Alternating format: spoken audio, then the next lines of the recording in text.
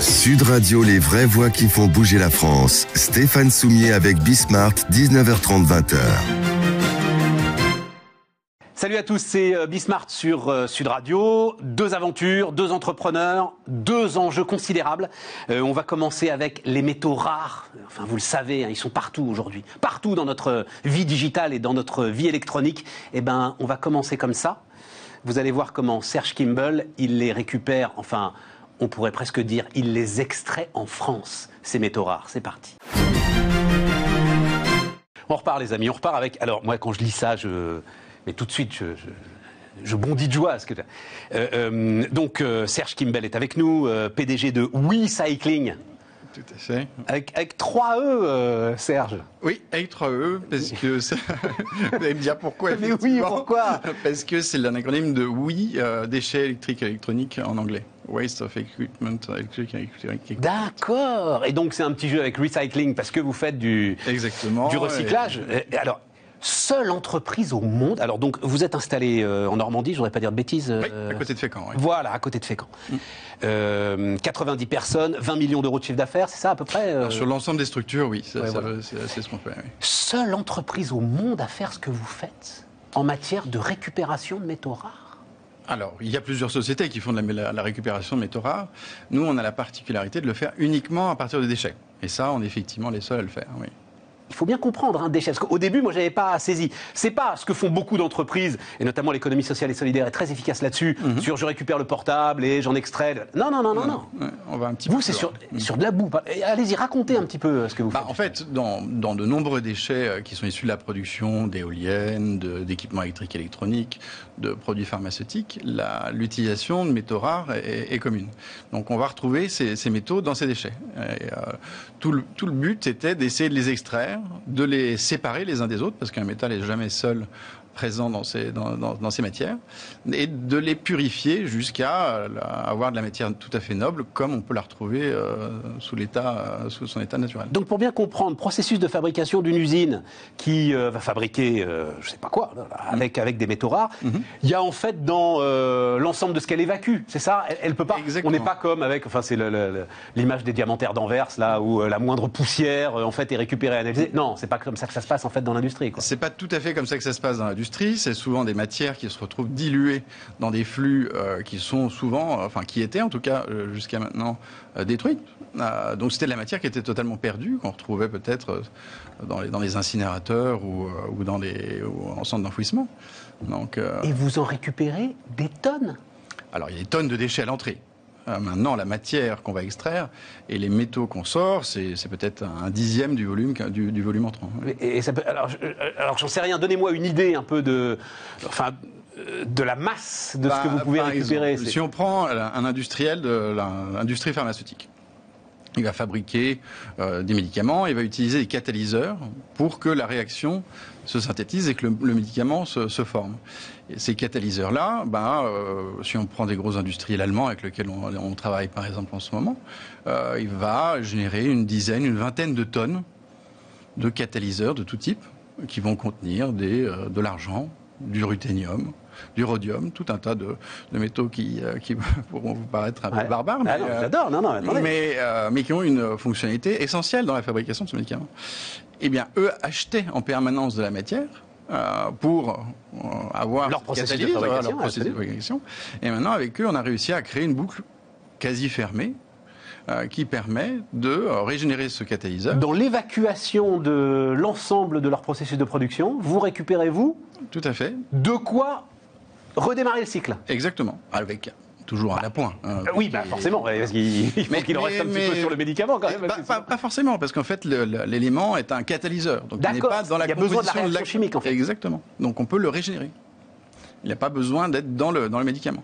Alors après, dans certains autres équipements, comme dans l'industrie des smartphones, comme vous l'évoquiez tout à l'heure, là, naturellement, le métal fin se retrouve dans l'équipement. Mais vous dites que vous arrivez, en fait, à avoir le prix et la pureté des métaux sortis des mines. Ah oui, tout à fait. Un métal qui sort d'une mine, de toute façon, n'est pas tout à fait pur. Il va passer par un process d'affinage. Et ça a coûté une fortune de le sortir. Mais par contre, il a tout le coût amont qui est extrêmement important. C'est un coût, et puis c'est un coût financier, mais c'est aussi un coût environnemental. Ce qu'il faut voir dans l'extraction minière, c'est un chiffre que j'ai trouvé récemment, mais l'extraction minière représente à peu près la même émission carbone que l'ensemble du trafic aérien. Alors le trafic aérien, on en parle beaucoup. 4%, oui. Eh ben, oui, mais parce que... Ah non, mais c'est génial ce que vous dites. Enfin, j'imagine vous le dites pour ça, parce qu'on va vous répondre, ah bah oui, mais l'extraction minière, on peut pas s'en passer.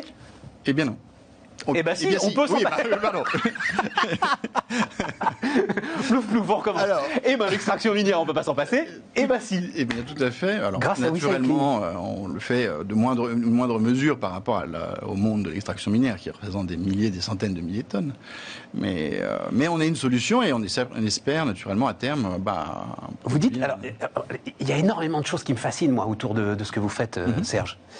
Alors, vous dites d'abord, en fait, il y a des freins psychologiques qui freinent aujourd'hui le recyclage. Pas tant le recyclage, plutôt l'utilisation du métal recyclé. L'utilisation du métal recyclé. Oui, tout à fait. Parce que on va communément penser que le métal qui a été recyclé est peut-être moins conducteur, moins malléable, alors que c'est pas du tout le cas. Il a exactement la même forme, la même composition, enfin c'est les mêmes atomes, donc il a les mêmes caractéristiques. Vous racontez les orfèvres de Dubaï qui refusent oui, c'est vrai que de façonner des bijoux avec de l'or recyclé. Quand vous allez dans le monde de la haute joaillerie, qu'on achète des bijoux dont j'ignore totalement. Ça pourrait être furieusement tendance. Je suis entièrement d'accord avec vous. Mais le deuxième truc qui me fascine, c'est qu'on est sur l'un des enjeux les plus importants aujourd'hui. C'est évidemment métaux rares, terres rares. On parle d'indépendance industrielle, on parle de questions de souveraineté. Ce sont des questions fondamentales. Oui. Et non mais Serge, très franchement, comment est-ce qu'une boîte installée à Fécamp qui fait 20 millions d'euros de chiffre d'affaires peut être la seule à manier ces enjeux fondamentaux aujourd'hui? Suez et Veolia, qu'est-ce qu'ils font là? Ils sont très en amont, c'est-à-dire que sont des grands spécialistes de la collecte. Donc ont la maîtrise de la captation de ces différents volumes, font beaucoup d'étapes de pré-traitement, mais derrière ne vont pas travailler sur cette matière jusqu'à l'étape finale. Sont plutôt des recycleurs. Nous, on s'estime plutôt producteurs de matière, ce qui est un petit peu différent, à notre sens. Après, ce sont des métiers qui sont tout à fait complémentaires.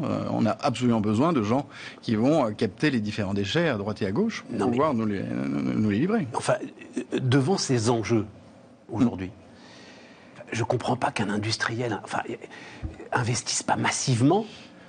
Parce que tel que vous le décrivez, le retour sur investissement pourrait être considérable. On a un monde, dans le monde du recyclage, il a énormément évolué ces 15 dernières années, mais il faut voir que si on regarde uniquement 15 ans en arrière, moi je travaillais chez Suez dans le traitement d'eau. Et le monde du déchet était plutôt un monde de collecteurs, de générateurs d'énergie par l'incinération ou de stockage par les centres d'enfouissement. Ce n'était pas un métier si technique que ça. Ça le devient. Là, ça se transforme totalement. On le voit sur le plastique, on le voit sur les effluents, on le voit sur tout un tas de matières. Mais la transformation des déchets dont on parle en une matière extrêmement de très haute pureté, c'est complexe. Nous, on a réussi à jongler avec différents corps de métier, puisqu'on a des thermiciens, on a des chimistes, des électrothermiciens. Enfin, on arrive avec l'ensemble de ces connaissances alors, je ne dis pas qu'on a tout de suite réussi, on s'est planté pas mal de fois. J'imagine, mais c'est extraordinaire derrière. Mais oui. Et puis ce qui est bien, c'est que le terrain de jeu est très sympa, parce que vous avez... vous cochez toutes les cases. Vous avez absolument toutes les cases qui font qu'on a envie de raconter cette entreprise. C'est sûr, mais nous, on se focalise beaucoup sur le côté technique. On est des passionnés, on travaille vraiment sur ces métaux, et puis on découvre des métaux qu'on connaissait même pas à la base. Ce qui est dingue quand même, Serge, c'est que vous découvrez des métaux que vous connaissiez pas. Moi, je connais la classification périodique. Vous avouez que je la connais par cœur, c'est faux. D'accord. Mais oui, c'est ça. Tout à coup, vous arrivez à extraire des métaux que vous ne cherchez. Tiens, c'était une de mes questions. Il faut chercher à extraire on extrait le métal qu'on cherche, ou on peut parfois, comme les orpailleurs, on se retrouve à un moment. Des fois, on se retrouve avec des choses qu'on n'avait pas du tout prévues. D'accord. Si vous voyez les résultats de process chimiques, des fois, on se retrouve effectivement avec des amalgames qui n'étaient pas du tout ceux qu'on imaginait. Mais alors, c'est là où il y a un moment où, bon Dieu, il y a un truc qui ne fonctionne pas et que, j'espère pour vous que ça va fonctionner. Vous passez des contrats avec, je crois que c'est le Sénégal, en Afrique. Oui, tout à fait. On travaille pour sécuriser votre approvisionnement Justement en bout industriel. Oui, en bout industriel, en déchets. En déchets. Ouais, sur l'Afrique, c'est plutôt déchets, oui. Et donc, ils vont arriver à Fécamp ou vous allez monter un site de production là-bas? On est en train de monter un site de production là-bas. Ah bah oui, parce que les tonnes... Parce qu'effectivement, on ne va pas transporter des quantités pharaoniques pour récupérer quelques kilos. Donc on fait un site de pré-traitement là-bas. C'est le premier de ce type d'ailleurs aussi en Afrique de l'Ouest. Donc oui, on mise beaucoup d'espoir sur ce nouveau site. Oui. Et parce qu'il n'y a pas... ou alors c'est justement cette espèce de méfiance où... Moi je le connais trop, hein, ça fait 15 ans que je regarde l'actualité économique en France. C'est ouh là là, qu'est-ce qu'il nous raconte lui? Combien il fait? 20 millions d'euros de chiffre d'affaires? Non, c'est pas sérieux. Non, on va pas lui filer le contrat. Non. Voilà. Il faut se battre contre ça. Voilà. Parce que enfin, j'imagine que vous en avez quand même même si on est en désindustrialisation, enfin il y a de quoi faire quand même sur le pays. On arrive petit à petit à convaincre de très grands industriels à partir dans cette direction-là. Mais c'est vrai qu'on les industriels se focalisent sur des sujets en fait qui sont plutôt le recyclage. Et ils ne vont pas travailler sur une boucle intégralement fermée ou semi-ouverte, parce que pour eux, ça reste un peu de la fiction. Est-ce que Serge, c'est pas aussi, pardon de poser cette question, mais voilà, je la pose. L'entrepreneur génial, c'est rarement celui qu'il faut pour développer la boîte à partir du moment où il atteint ce stade dans lequel vous êtes aujourd'hui. Est-ce que c'est quelque chose dans votre réflexion? Naturellement, on peut se demander si on va réussir à accompagner la croissance de son stade de démarrage. Vous voyez le bon gros DG industriel qui débarquerait là après 20 ans chez, j'en sais rien, Péchinet. Pas tant l'image de la boîte que je m'en fais. Je trouve qu'on peut aujourd'hui croître à son rythme, travailler sur différents projets. Les fonds... on arrive aujourd'hui à l'élever à travers la dette. Le BPI est quand même un grand support. Je ne veux pas en faire l'apologie, mais... Ah mais vous pouvez, on le fait à peu près tous les jours ici. Je crois que... mais voilà, eux, ils nous soutiennent et arrivent à faire en sorte que les banques nous soutiennent également. Donc, non, j'ai envie de dire, on arrive à faire notre petit bonhomme de chemin tout seul. Ça reste très familial, hein, finalement. Ça reste très familial, mais les enjeux de... Enfin, ce que vous racontez... Tout est beau dans cette histoire. L'histoire que vous racontez, les enjeux, tant en termes de développement durable, qu'en termes de souveraineté, qu'en termes de sauvetage du climat, enfin... Oui. Non. Et donc très franchement, dans ma tête, je me dis, Serge, il est trop discret, ou alors il tient absolument, parce que il y a beaucoup de patrons qui sont comme ça et je le comprends, il tient absolument à garder le contrôle, comme vous dites, à avancer à son rythme. Et donc peut-être il est en train de passer à côté d'opportunités qui feraient que on serait sur une filière industrielle majeure. Voilà. Je peux pas vous répondre. Moi, j'aurais tendance à croire que sur ces process technologiques, il faut maîtriser l'upscale de ces types de process. C'est un gros travail technique. Aujourd'hui, la demande en ce métal, on arrive à la susciter. On n'a pas des problèmes de développement. C'est plus maintenant un travail d'accompagnement technique de process pour réussir à couvrir un challenge qui est majeur, comme vous le dites. Ah oui, un challenge qui est majeur. Merci Serge. Merci à vous. Serge Kimbell, donc, qui est venu nous voir, PDG de WeCycling. Allez voir ça, donc avec 3 E. Et non, ce n'est pas une compagnie qui répare les vélos, parce qu'à un moment aussi, je me dis, tiens, dans la vogue actuelle. Merci beaucoup Serge. Merci à vous. Les amis, Bismart. Serge Kimbell, donc le PDG de WeCycling. Derrière, l'alimentaire et la vague du végétal sur Sud Radio. Sud Radio, les vraies voix qui font bouger la France. Stéphane Soumier avec Bismart, 19h30, 20h. On continue les innovations. Peut-être, quoique si, j'en sais rien, j'allais dire. Parce qu'on parlait de traitement des métaux rares, de choses comme ça, et j'allais dire une phrase idiote, j'allais dire peut-être que l'enjeu est moins important. Mais non, pas du tout. On va parler souveraineté alimentaire, on va parler diversification, biodiversité, enfin, c'est tous les combats sur lesquels vous êtes aujourd'hui. Jean-Christophe Bernard, fondateur de Maurice Dessert. Bonjour, merci pour l'invitation. Marseillais, tout à fait. Et vous vous dites à un moment, le riz de Camargue, je vais faire des yaourts avec. Ben c'est ça en fait, y a beaucoup de soja, beaucoup de coco dans les végétaux, yaourts végétaux. Énormément de soja.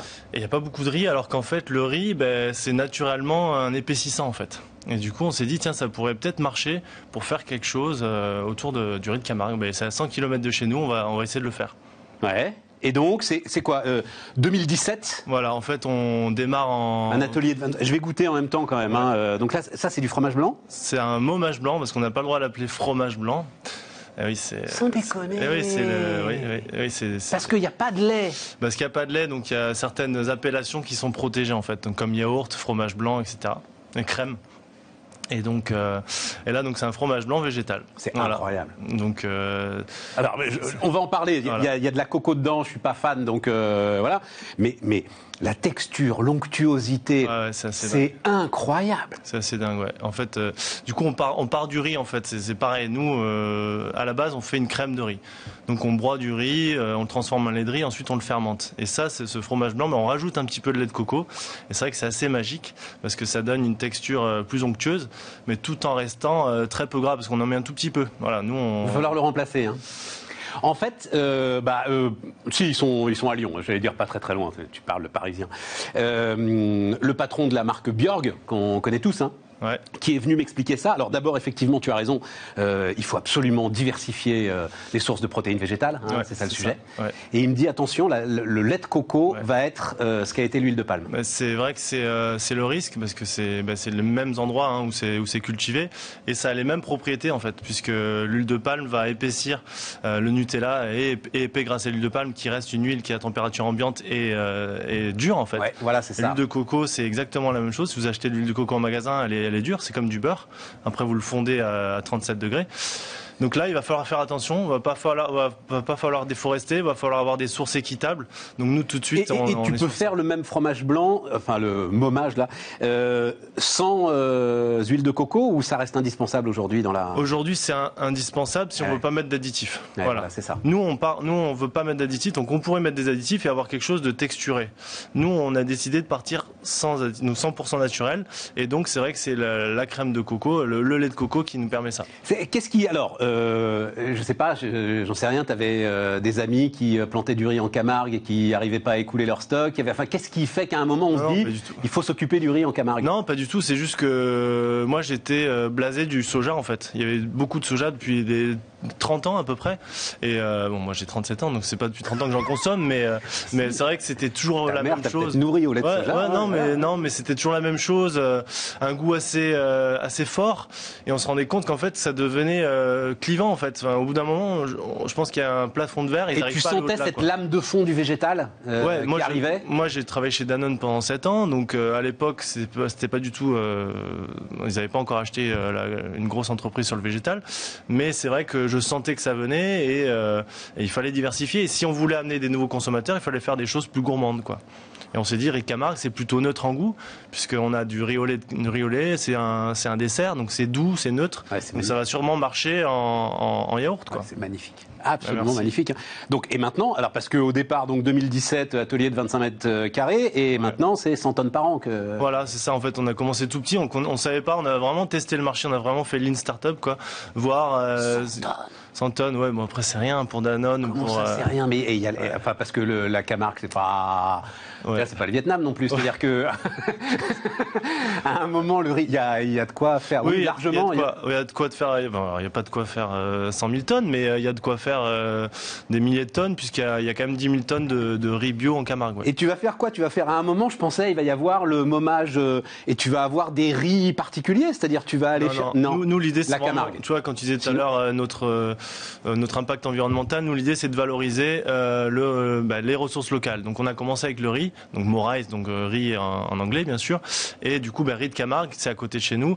Prendre du riz italien ou riz chinois, ça nous coûterait beaucoup moins cher, mais ça n'a pas trop d'intérêt si on veut justement valoriser notre territoire, quoi. Donc si tu veux, après nous on fait aussi des crèmes dessert chocolat. T'es confiant que t'en auras toujours assez du riz de Camargue? Pour l'instant, on se pose pas la question. D'accord. Voilà, parce qu'on est, ça incroyable. Mais c'est vrai que le jour où on se posera la question, en termes de propriétés nutritives, tout ça, matières grasses, protéines, ce qui est hyper intéressant dans le riz, donc c'est des glucides complexes. Donc toutes les valeurs nutritionnelles que tu as dans le riz, tu le retrouves dans nos yaourts. En plus, c'est lacto-fermenté. Donc dans la version yaourt classique, il n'y a pas de gras, donc c'est hyper digeste. Donc c'est de la bonne énergie. Il n'y a pas de sucre ajouté non plus. Donc c'est assez bon. Ouais. C'est bon. Et alors comment ça se passe? Parce que c'est ça le truc, donc 1000 magasins, Oui. Le circuit bio, etc. ou la grande distribution classique qui commence à regarder très très près ce que vous faites? Ouais, alors nous on a commencé le circuit bio parce que effectivement petit volume et plus ouvert sur ce genre de produit. Hein. Le rayon végétal dans un produit bio, c'est dans un magasin bio, c'est la moitié du rayon. Enfin c'est énorme. Donc hyper ouvert aux innovations. Là GMS, bon ben on regarde. Grande et moyenne surface. Hein, GMS, grande et moyenne surface. On a créé des glaces et qu'on a appelé Petit Grain. Donc c'est à la marque Petit Grain qu'on vend chez Monoprix. Donc on est déjà en GMS, mais avec des glaces pour l'instant. Voilà. Ça, pour l'instant, ils n'achètent pas encore. Ça, ils n'achètent pas encore. Et nous, on n'a de toute façon pas les capacités pour aller chez un gros en GMS. On pourrait se faire très mal. Donc on y va tranquillement. On pourrait se faire très mal, ça veut dire quoi? En termes de capacité, en fait. Voilà, nous, on y va vraiment tranquillement, à tâtons. On veut pas faire x10 tous les ans. On veut consolider. On y va tranquillement. Ouais, mais moi je respecte ça. Hein, mais ouais. Là, j'ai 2 entrepreneurs cet après-midi formidables qui les mêmes sont assis peut-être sur quelque chose de considérable. Et qui les mêmes ne veulent pas aller trop vite. Ouais, on apprend aussi, on veut pas se griller. En termes de prix, enfin parce que évidemment la grande distribution, c'est-à-dire par rapport, tu connais, je sais pas si tu faisais le pricing chez Danone, mais par rapport au fromage blanc, on est Danone, sur un produit végétal, on n'est pas très cher, on est à un pot comme ça, c'est en dessous de 3 €. Donc pour une famille, ça c'est clairement. J'ai aucune idée de ce que coûte le fromage blanc. Un fromage blanc Danone, ça va être 30% plus cher, quoi. Ouais, un peu plus. Ouais. Un peu plus. Ouais, ça peut être 1,50 € les 400 grammes. D'accord. Donc, mais là, c'est vrai que c'est du végétal, c'est artisanal. Voilà, on est des milliers de fois plus petit que Danone, donc. Oui, mais enfin bon, je veux dire,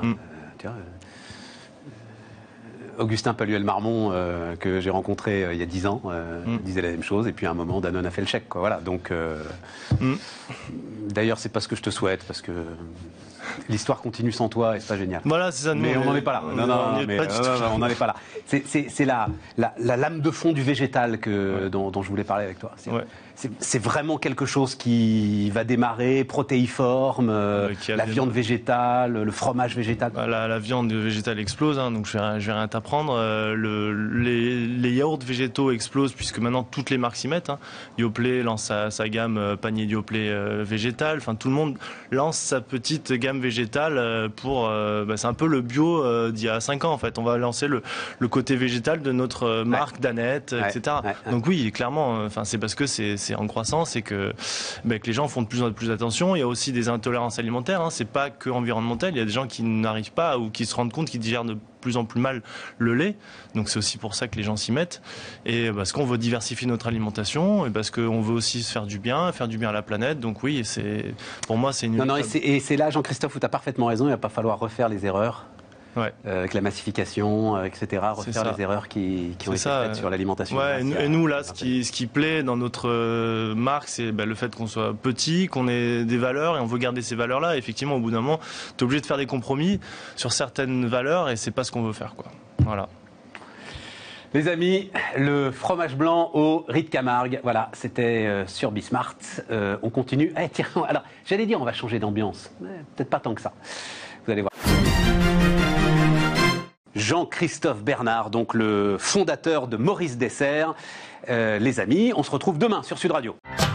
Sud Radio, les vraies voix qui font bouger la France. Stéphane Soumier avec Bismart, 19h30, 20h.